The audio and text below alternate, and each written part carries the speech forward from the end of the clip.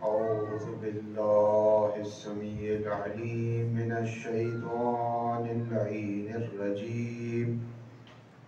बिस्मिल्लाहिर रहमानिर रहीम। अल्हम्दुलिल्लाहिल काइनि क़ब्ल अन यकून कुर्सियुन औ अर्शुन औ समाउन औ अर्ज़ुन औ जान्नुन औ इंसुन ला युद्रको बिफ़हमिन वला युक़द्दरो बिफ़हमिन वला यशग़ुलुहु साइलुन वला यनक़ुसुहु नाइल वला यंज़ुरु बिअयनिन वला युहद्दु बिअयनिन अल्लज़ी लैसा लहु ज़िद्दुन वला निद्दुन वला मिस्लुन वला शबीयुन। सुम्मस्सलातु वस्सलामु अला सय्यदिना व नबिय्यिना व मौलाना अबिल क़ासिमिल मुस्तफ़ा मुहम्मद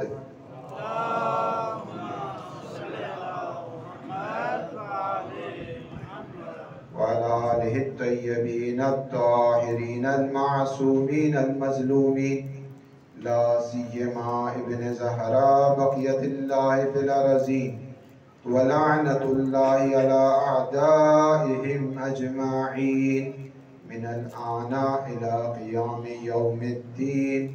अम्मा बअदु फ़क़द क़ालल्लाहु तबारक व तआला फ़ी किताबिहिल मजीद।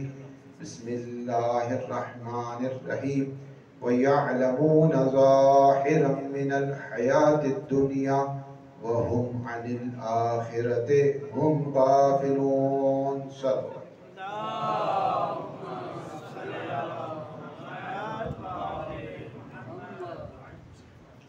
सूरह मुबारक रूम और इसकी 7वीं आयत की तिलावत का शर्फ हासिल हुआ, जिसमें परवरदिगार मुतआली इरशाद फरमा रहा है कि वो लोग फ़कत दुनियावी हयात से आगाह हैं और जो दुनियावी चीज़ें महसूसात में उनके आती हैं उनको फ़कत वो जानते हैं, जबकि आखिरत और वो दुनिया जो बाद में आने वाली है और कायम रहने वाली है उससे वो सरासर गाफिल हैं। कुरान मजीद ने जहाँ बहुत सारे मकामात पर हिदायत की, वहाँ हमारी निगाहों को भी दुरुस्त किया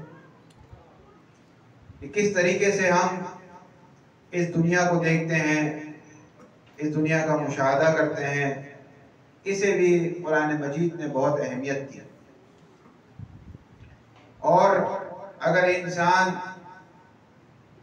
कुरान मजीद के साथ साथ उन आयतों को जो हमारी निगाहों की दुरुस्ती का सबब बनती है उसकी तरफ जाए तो उनसे बखूबी मालूम हो जाएगा कि वो निगाह जो फ़कत इस दुनिया तक महदूद रहती है और वो निगाह जो इस दुनिया से उठकर उस दुनिया को भी देखती है, उसमें बड़ा फर्क है।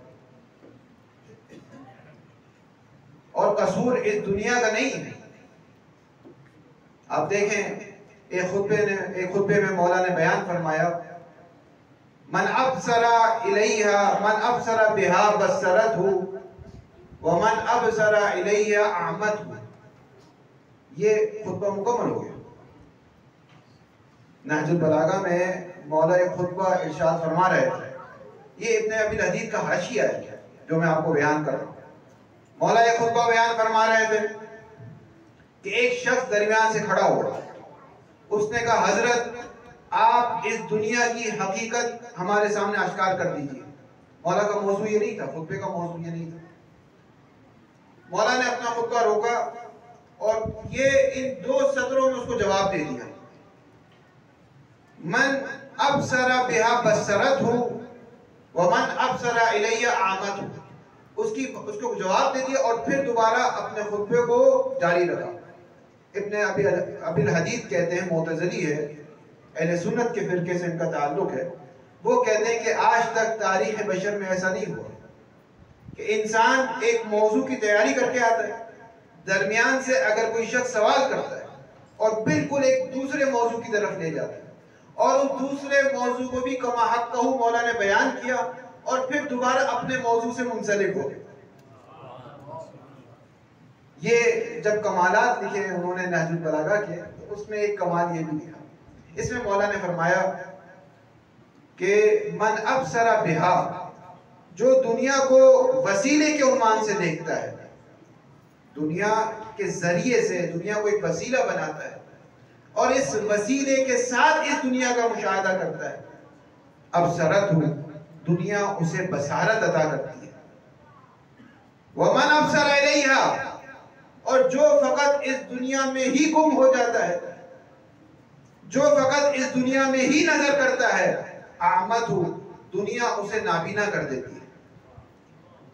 अब देखिए, दुनिया दो चीजें अता कर रही है, बसारत भी अता कर रही है और नाबीना भी बना रही है इंसान को, लेकिन इसमें मौला फरमा रहे दुनिया का कसूर नहीं है, उस निगाह का कसूर है जिसने इस दुनिया को किस निगाह से देखा है। अगर इस निगाह से देखा दुनिया को कि मैं इसके जरिए से हकायक का मुशाहदा करना चाहता हूं, मैं इसे आखिरत की खेती के उन्वान से देखता हूं, इसको वसीला के उन्वान से देखता हूं, तो दुनिया इसको बसारत अता करती है, उसे शऊर अता करती है, उसे आगाही अता करती है। लेकिन जो महव हो गया इस दुनिया में, तो अब दुनिया उसे नाबीना कर देती है। इसीलिए बहुत सारे अफराद का ये ख्याल था जब वो नहजुल बलागा का मुताला करते हैं कि मौला ने दुनिया की मुज़म्मत में ज्यादा खुतबात कहे, जबकि ऐसा नहीं है। मौला ने उन निगाहों की मुज़म्मत में ज्यादा खुतबात कहे कि तुम निगाह को, दुनिया को इस निगाह से क्यों देखते हो। उन निगाहों की मुज़म्मत हो रही है कि अपनी निगाहों को वसी क्यों नहीं करते। यहां भी आप देखें, कुरान ने उन्हीं निगाह की बात की है, यअलमून ज़ाहिरन मिनल हयातिद दुनिया व हुम अनिल आखिरति हुम काफिरून, कि उनका मसला ये है कि वो फकत इस दुनिया के हिसाब को ही सब कुछ समझते हैं और इससे आगे नहीं निकलते और आखिरत से बिल्कुल काफिर। यही वजह है कि जो हमारा मौजू है इस अशरे में इंशाअल्लाह कि तौहीदी निगाह में हकीकत करबला, तो इसके लिए जरूरी है कि इंसान अपनी निगाहों को हर सिमत में तौहीदी निगाह बनाए ताकि करबला की हकीकत भी उसके लिए रोशन हो जाए। दुरूद पढ़ दीजिए मोहम्मद व आले मोहम्मद।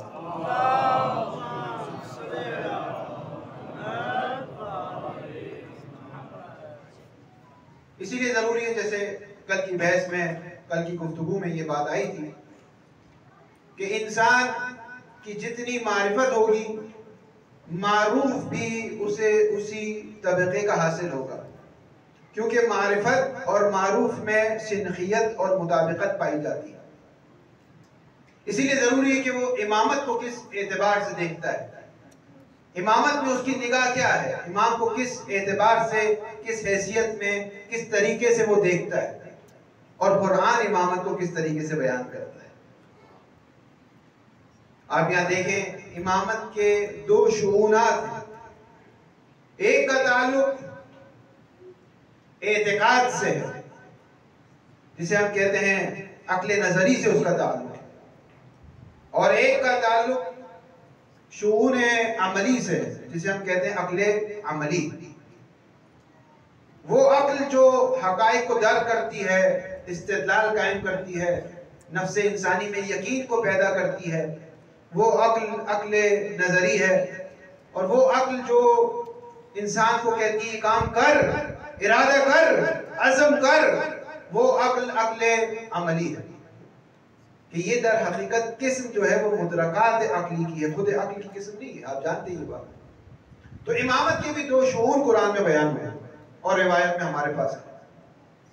जब तक इंसान उसकी मारिफत हासिल नहीं कर लेगा, वो मारूफ भी उसके हाथ में नहीं आएगा। आप देखें, कुरान मजीद ने फरमाया, या अय्युहल्लज़ीना आमनू इत्तकुल्लाहा हक्का तुकातिह वला तमूतुन्ना इल्ला व अंतुम मुस्लिमून, कि ए साहिबान ईमान, ए साहिबान ईमान, गुफ्तगू साहिबान ईमान से, ऐ ईमान लाने वालों, इत्तकुल्लाह, तकवा इलाही इख्तियार करो, हक का तुकाते, जो हक है तकवा का उस हक तक तकवा इलाही इख्तियार करो। हक यह है कि इंसान हराम चीजों से परहेज करे, दूर कर दे अपने आप को हराम चीजों, वाजिबात को अंजाम दे। जिस जगह खुदा उसे देखना चाहता है उस जगह वो नजर आए, और जिस जगह खुदा उसे पसंद नहीं करता जाना उस जगह वो नजर ना आए। हक का तुकाते, तकवा इलाही इख्तियार करो। अब दो चीजें हो चुकी है, ईमान भी आ चुका है और तकवा भी आ चुका है। अब कुरान कह रहे वला तमुतुन्ना इल्ला व अंतुम मुस्लिमून, और खबरदार मरना मत मगर ये कि मुसलमान होकर मरना। तो अब ये मुसलमान होकर कैसे मरेगा? ये मुसलमान होने से पहले साहिबान ईमान तो हो चुका है, साहिबान ईमान हो चुका है, क्योंकि खिताब या अय्युहल्लज़ीना आमनू है, साहिबान ईमान से खिताब है। और ऐसा भी नहीं है कि उसका ईमान सिर्फ लग ज़बानी है, नहीं, इत्तकुल्लाह हक्का तुकाते, वो तकवाए इलाही भी इख्तियार कर चुका है, सारे वाजिबात अंजाम दे चुका है, सारे मुहर्रमात से बच चुका है। अब कुरान क्या कहना चाह रहा है? वला तमुतुन्ना इल्ला व अंतुम मुस्लिमून, और खबरदार मरना मत मगर ये कि हालत इस्लाम में मरना। इसका मतलब ये कोई और तीसरी चीज है। इस्लाम तो ला चुका है, वो तहसीलुल हासिल की मुहाल है। ये किस इस्लाम की बात हो रही, ये किस मुसलमान होने की बात हो रही? ये वो सवाल है जो कुरान की इन आयतों को जब तिलावत की जाती है तो हमारे जहन में भी आता है, आपके जहन में भी आता है, और उन अजहान में भी आया जो इमाम के असहाब थे। तो किसी ने सवाल किया इमाम मोहम्मद बाकिर अलैहिस्सलातु वस्सलाम से,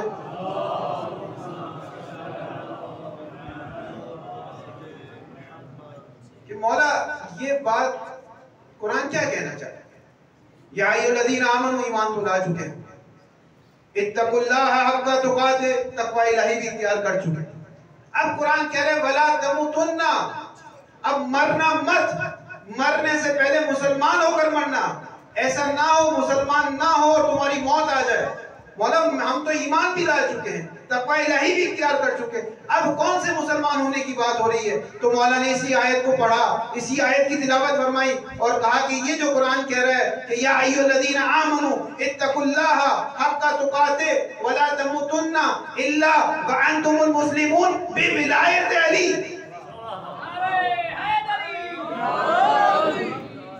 यानी मरने से पहले विलायत अली पर ईमान ले आना। ऐसा ना हो, ये काम ना करो, तुम्हारा ईमान भी बर्बाद हो जाए, तुम्हारा तकवा भी बर्बाद हो जाए। ये कुरान की आयत है। इमाम ने इसकी तफसीर की। तफसीर फसरतिल मरआ, अरबी में जब खातून अपने हिजाब को हटा देती है उसका चेहरा वाज़ेह हो जाता है, तो कहा जा रहा है इसकी तफसीर हो गई। आयत पर हिजाब था कि इस मुसलमान होने से क्या मुराद है? ईमान ला चुके हैं, तकवा इलाही इख्तियार कर चुके हैं, अब तीसरी चीज क्या है कि मुसलमान भी होना है। इमाम ने इससे हिजाब हटाया, मुसलमान होने से मुराद ये है कि मरने से पहले विलायत को कबूल कर लेना। ऐसा ना हो, इसीलिए आप जानते हैं मशहूर रिवायत है, मन माता वलम यारिफ इमाम ज़माने माता मीततन जाहिलिया, जो मर गया इस हालत में कि अपने जमाने के इमाम की मारिफत के बगैर मर गया, जो मर गया इतलाक है इसमें, चाहे कुछ भी करके मर गया, चाहे ईमान के साथ मर गया, चाहे तकवा इलाही इख्तियार करके मर गया, लेकिन अपने जमाने के इमाम की मारिफत हासिल नहीं की, तो वो जाहिलियत की मौत मरा। ये तफसीर है इस आयत की, ये रिवायत भी तफसीर है इस आयत की कि किस कदर जरूरी है कि इंसान। इसीलिए आप देखते हैं कि अल्लामा तबातबाई ने तफसीर मीज़ान में ये फरमाया कि हर चीज तौहीद की तरफ पलटती है। नबूवत भी तौहीद ही है एक जहत से, इमामत भी तौहीद ही है एक जहत से, हत्ता एक मुस्तहब काम जो इंसान अंजाम देता है वो भी तौहीद ही है एक जहत से।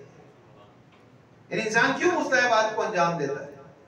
क्योंकि मेरा खुदा इस चीज को पसंद करता है, इस वजह से मैं उसे अंजाम देता हूं। इंसान क्यों वाजिबात को अंजाम देता है, क्यों मुहर्रमात से अपने आप को दूर कर देता है? क्योंकि मेरा खुदा नहीं चाहता मैं ये काम करूं, इस वजह से मैं ये काम नहीं करता। अगर इस नियत से देखें तो दीन का हर जुज तौहीद की तरफ पलटता है। तो इमाम ने कहा विलायत भी तौहीद की तरफ पलटती है। हमने खुदा की जानिब रुजू किया। खुदा ने कहा या अय्युहर रसूल बल्लिग मा उनज़िला इलैका मिन रब्बिक, और अगर आपने ये काम नहीं किया फमा बल्लगता रिसालता, तो आपने रिसालत को अंजाम नहीं दिया। इस विलायत से हमने पहले तौहीद की तरफ गए, तौहीद हमें विलायत की जानिब ले आई। तौहीद, ये रास्ता तौहीद से होता हुआ आया है। फ़इल्लम तफ़अल फमा बल्लगता रिसालता। इस कदर जरूरी क्यों था? इस कदर जरूरी इस वजह से था कि अगर इस विलायत को नहीं पहुंचाया तो मसला ये होगा कि वो हालत ईमान में मर जाएंगे, हालत तक़वा इलाही में मर जाएंगे, लेकिन वला तमूतुन्ना इल्ला व अंतुमुल मुस्लिमून का मरहला तय नहीं पाएगा। और उसके लिए जरूरी था कि इंसान, उसके लिए जरूरी था कि पैगंबर इस विलायत को पहुंचा दे। दुरूद पढ़ते मोहम्मद व आले मोहम्मद।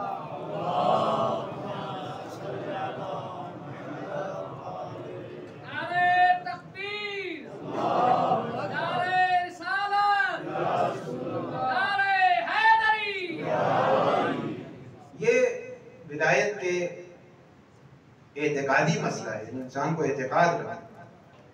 एक शऊन इसका अमल से ताल्लुक रखता है। बुनियाल इस्लाम अला खमसिन, इस्लाम की बुनियाद 5 चीजों पर है। अला सलाती व ज़काती व सौम वल हज, एक नमाज है, एक ज़कात है, एक रोजा है, एक हज है, वल विलायत, और एक विलायत है। वलम युनाद बिशैइन कमा नूदिया बिल विलायत, और किसी चीज के लिए भी इतना नहीं पुकारा खुदा ने जितना इस विलायत के लिए पुकारा। अब इस इमाम फरमा रहे इस्लाम की बुनियाद 5 चीजों पर है। ये इमारत है आपके सामने, इसकी बुनियाद इन 3 सुतून पर है। अगर ये 3 सुतून गिर जाते हैं ये इमारत गिर जाएगी। इस्लाम की बुनियाद 5 चीजों पर है, नमाज है, रोजा है, हज है, ज़कात और विलायत है। तो यहाँ पर तौहीद कहाँ है जी? तौहीद कहाँ है यहाँ पर? नबूवत कहाँ है? इस हदीस में नबूवत कहाँ है? क़यामत कहाँ है इस हदीस में? क्या विलायत तौहीद से बढ़ गई? हरगिज़ ऐसा नहीं है, क्योंकि अभी ये बात हो चुकी है कि तौहीद के एक शुऊनात में से तौहीद की तरफ पलटती है विलायत। तो फिर इस हदीस में क्यों तौहीद को नहीं रखा गया, नबूवत को नहीं रखा गया, क़यामत को नहीं रखा गया? नमाज और रोजा, हज, ज़कात और विलायत। अच्छा, अगर कोई कह दे कि फुरुआत दीन की बात हो रही है, तो फुरुआत दीन में तो उसूल दीन को दाखिल नहीं किया जा सकता, फिर विलायत को क्यों रखा? वाज़ेह हो रहा है, सवाल वाज़ेह हो रहा है। दुरूद पढ़े मोहम्मद व आले मोहम्मद।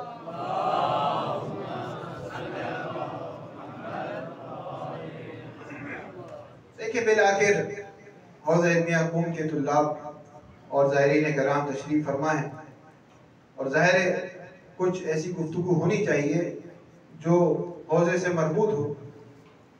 तो मैं ये जो बोझल गुफ्तगू आपके सामने कर रहा हूँ, मैं माज़रत भी चाहता हूँ उसकी, लेकिन एक सवाल है कि इस रिवायत में अगर इसका ताल्लुक उसूल दीन से है, इस रिवायत का, तो फिर तौहीद कहाँ है इसमें? नबूवत कहाँ है और क़यामत कहाँ है? और अगर इसका ताल्लुक फुरुआत से है तो क्यों विलायत को इसमें दाखिल किया? तो इससे उलमाए कराम और खुद अहादीस है हमारे पास, मुतअद्दिद अहादीस, इससे नतीजा ये निकालते हैं कि ये विलायत का एतकादी पहलू नहीं है, ये विलायत का फुरुआती पहलू है, अमली पहलू है। यानी एक विलायत वो है जिसका ताल्लुक एतकाद से है, ईमान से है, और एक विलायत वो है जिसका ताल्लुक अमल से है, इसका ताल्लुक अमल से है। ये अमल ये है कि इंसान अपनी पूरी जिंदगी वैसे गुजारे जैसे उसका मौला उससे चाहता है, इत्तिबाए महज, मुतीए महज हो जाए। यही वजह है कि आप देखें सूरह मुबारक के हुजुरात की जो पहली आयत है, बिस्मिल्लाहिर्रहमानिर्रहीम, या अय्युहल्लज़ीना आमनू ला तुक़द्दिमू बैना यदिल्लाहि व रसूलिही वत्तकुल्लाह इन्नल्लाहा काना समीउन अलीम। इस आयत के ज़ेल में क्या साहिबान ईमान, अपने आप को अल्लाह और उसके रसूल से आगे मत बढ़ाओ, ये अमली बात हो गई। अपने आप को अल्लाह और उसके रसूल से आगे मत बढ़ाओ। इसके ज़ेल में आयतुल्लाह सुबहानी जो तफसीर करते हैं वो इस वाक़े को नकल करते हैं, इस आयत के ज़ेल में इस वाक़े को नकल करते हैं कि एक शख्स आया सादिक आले मोहम्मद इमाम जाफर सादिक अलैहिस्सलातु वस्सलाम की खिदमत,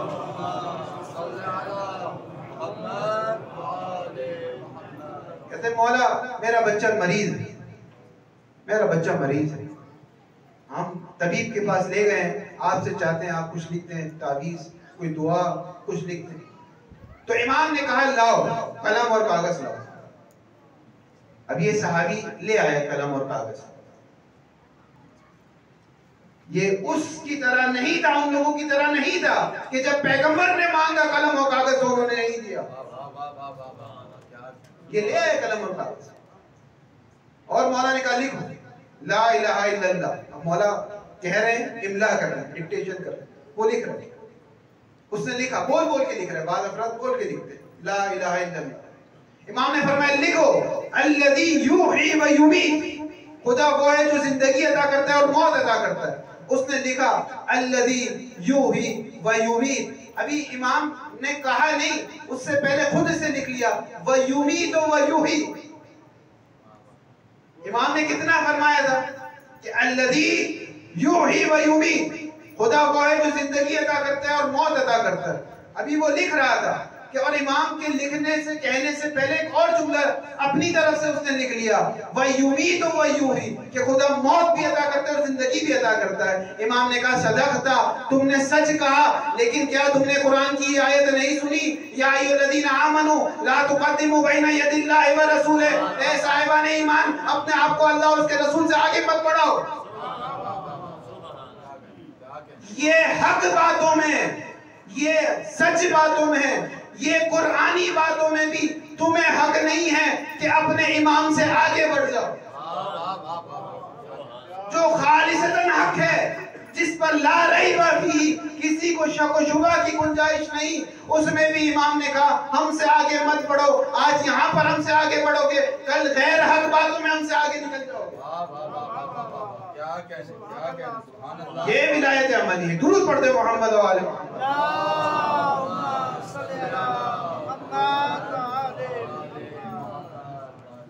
लम युनाद बिशैइन कमा नूदिया बिल विलायत, किसी चीज को इतना नहीं पुकारा गया जितनी विलायत को पुकारा गया। जी नमाज आप दिन में कितनी बार पुकारते हैं? अजान कितनी बार होती है दिन में? 5 बार, और 5 बार इकामत। तो कितनी बार नमाज के लिए पुकारा जाता है? कितनी बार पुकारा जाता है? इमाम फरमा रहे लम युनाद बिशैइन मिस्ला मा कमा नूदिया बिल विलायत, जितनी विलायत को खुदा ने पुकारा है इतना न नमाज को पुकारा है, ना रोजे को पुकारा है, ना हज को पुकारा है, ना ज़कात को पुकारा है। अगर नमाज को 10 बार पुकार रहे हैं तो विलायत को दिन में से ज्यादा बार पुकारना पड़ेगा। क्यों? ये विलायत अमली है। ये विलायत अमली नमाज और रोजे, हज और ज़कात को तहफ़्फ़ुज़ फराहम करती है। इसको गौर से सुनिएगा, इस बात को तहफ़्फ़ुज़ फराहम करती है। वरना अगर नमाज से इस विलायत को दूर कर दिया जाए तो मुमकिन है इब्लीस इस नमाज को अगवा कर ले। मुमकिन है, इस एहतिमाल है, इम्कान है इस बात का। आप देखिए कुरान मजीद में जहां नमाज की खुसूसियत बयान की गई है, इन्ना सलात तन्हा अनिल फ़हशाइ वल मुनकर, नमाज फ़हशा और मुनकर से बचाती है। जहां नमाजियों को सराया गया है कुरान में, वहां नमाजियों को झुटलाया भी गया है। वैलुल लिल मुसल्लीन, वाय हो नमाज गुजारों पर। तो क्यों नमाजियों पर खुदा वैल कर रहा है कुरान में? क्यों वैल कर रहा है? इसका मतलब कुरानी निगाह में 2 तरह की नमाज है। इसका मतलब 2 तरह के नमाजी है। एक पर वैल हो रहा है और एक को सराया जा रहा है। एक वो नमाज है जो इब्लीस से मिला रही है, एक वो नमाज है जो तकर्रुब खुदा का बाइस बन रही है। वो नमाज जो विलायत के साए में है वो इब्लीस से दूर है, खुदा से करीब है। वो नमाज जिससे विलायत को जुदा कर दिया जाए तो फिर उस पर वैल आ सकती है। इसीलिए आप देखें कि खत्मी मर्तबा हजरत मोहम्मद मुस्तफ़ा सल्लल्लाहु अलैहि वसल्लम, नमाज तकर्रुब इलाही का सबब है, खुदा से करीब करती है। पैगंबर ने फरमाया, एक शख्स नमाज पढ़ रहा था, सहाबी था, वो नमाज के दौरान दरमियान नमाज में पैगंबर ने कहा इधर आओ, बुलाया उसको किसी काम से। उसने अपनी नमाज तेज कर दी, जल्दी में नमाज पढ़ रहा है। पैगंबर ने दोबारा उसे बुलाया कि आओ इधर। वो दोबारा नमाज में तेजी दिखा रहा है ताकि जल्दी नमाज खत्म करूं, पैगंबर की खिदमत में जाऊं। जब वो आया पैगंबर की खिदमत में तो कहा तुमने जवाब क्यों नहीं दिया मेरी बात का? कहा मैं नमाज पढ़ रहा था। कहा नमाज मैं हूं जो तुम्हें बता रहा हूं। नमाज तकर्रुब इलाही का सबब है। उस सूरत में जब विलायत के साथ हो, जब उसने नियत बांधी, तकबीरतुल इहराम कहा, उस वक्त से लेकर जिस वक्त तक पैगंबर ने उसे पुकारा, ये नमाज तकर्रुब इलाही का सबब थी। लेकिन जब पैगंबर ने उसे बुला दिया, अब मेरी सिमत आ जाओ, अब नमाज को जारी रखना तकर्रुब